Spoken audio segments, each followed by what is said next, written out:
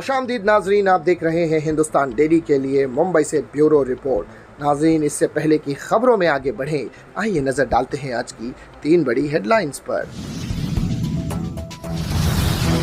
Covid centre घोटाले में ED के निशाने पर बीएमसी के कई अफसर, आयुक्त चहल भी संदेह के घेरे में।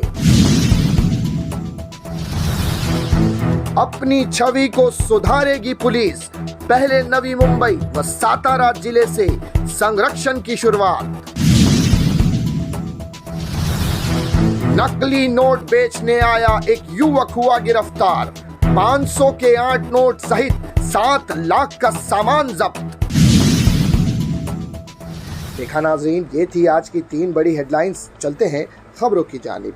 कथित कोविड सेंटर घोटाले की चल रही ईडी जांच से मानपा अधिकारियों में हड़कंप मचा हुआ है। ईडी ने संजीव जायसवाल सहित करीब 15 ठिकानों पर छापेमारी की थी।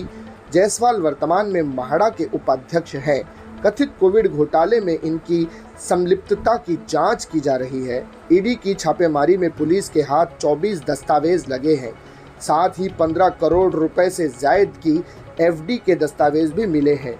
दस्तावेज के मुताबिक संजीव जायसवाल के पास 100 करोड़ की संपत्ति होने का दावा किया गया है।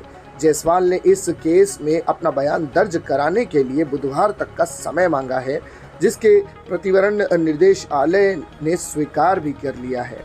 सूत्रों के अनुसार घोटाले में मानपा के कई वरिष्ठ अधिकारी ईडी की रडार पर हैं। जायसवाल के बाद commissioner Iqbal Singh Chahal, additional commissioner P वेलारासू की भी मुश्किलें बढ़ने की आशंका है। आरोप है कि कोविड काल के दौरान अधिकांश निर्णय मानपा आयुक्त इकबाल सिंह चहल की मंजूरी से लिया गया है। इसके प्रभारी अधिकारी अपर आयुक्त पी वेलारासू है। संभावना जताई जा रही है कि इन दोनों अधिकारियों को ईडी पूछताछ के लिए बुला सकती है। हालांकि मानपा आयुक्त इकबाल सिंह चहल से एक बार ईडी पूछताछ कर चुकी है। बढ़ते हैं अब नाजरीन अगली खबर की जानिब। महाराष्ट्र पुलिस की छवि को सुधारने की कवायद राज्य सरकार द्वारा शुरू की गई है और इस बात की शुरुआत नवी मुंबई तथा सातारा जिले से की जा रही है।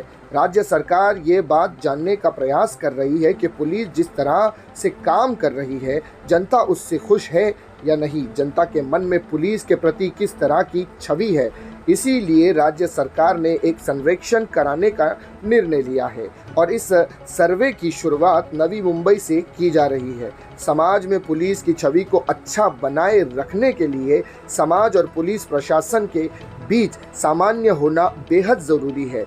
आम नागरिक को पुलिस स्टेशन जाते समय किसी प्रकार का भय नहीं होना चाहिए, लेकिन कई मामले ऐसे भी घट जाते हैं जिनकी वजह से पुलिस की छवि खराब हो जाती है। मसलन किसी मामले में कोई पुलिस अधिकारी या कर्मचारी रिश्वत के लालच में किसी व्यक्ति को आकरण परेशान करने लगता है।